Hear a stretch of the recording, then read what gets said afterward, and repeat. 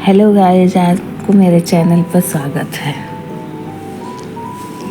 नवरात्रि का पहला दिन, एक नई शुरुआत, एक नई ऊर्जा और माँ दुर्गा का स्वागत। आज मैं अपनी सुबह की रूटीन दिखाने वाली हूँ।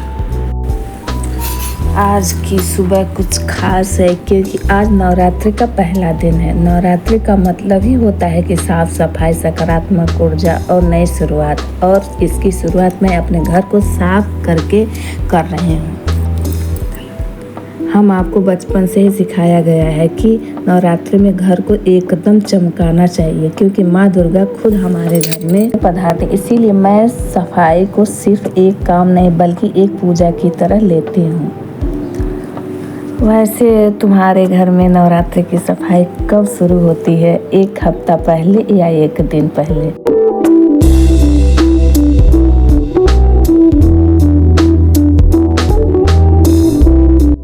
चलो भाई, अब तो सफाई हो गई। अब बारी है मंदिर की, क्योंकि नवरात्रि में माँ दुर्गा की पूजा बिना मंदिर की सफाई के अधूरी लगती है। अरे है मंदिर की सफाई की। माँ दुर्गा के स्वागत के लिए मंदिर को साफ रखना बहुत ज़रूरी होता है। ऐसा कहा जाता है कि जब हम मंदिर को अच्छे से सजाते हैं तो माँ की कृपा भी उतनी ही अधिक होती है।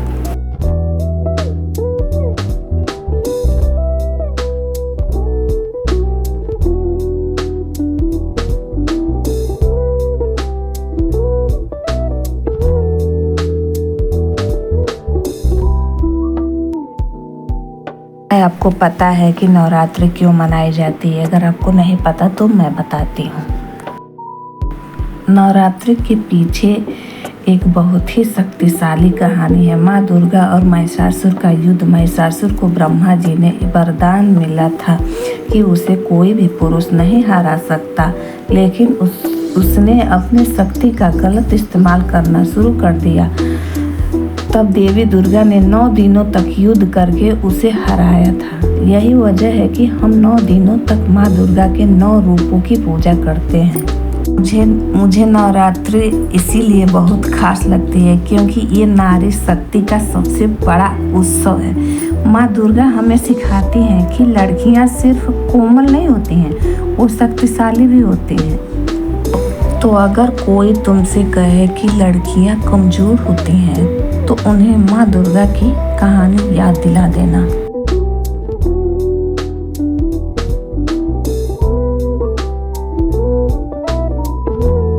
तो चलो पूजा की तैयारी करते हैं। तो आज पहले दिन शैलपुत्री माता की पूजा होती है। शैलपुत्री माता का मतलब होता है पहाड़ों की बेटी, और ये हमें सिखाती है कि हमें हमेशा मजबूत और अडिग रहना चाहिए।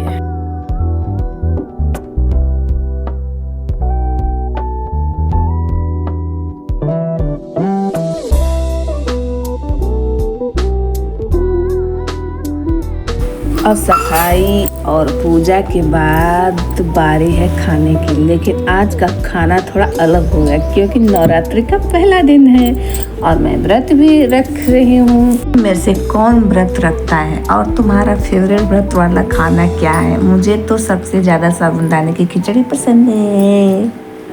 वैसे व्रत में खाने की चीज़ें थोड़ी लिमिटेड होती है।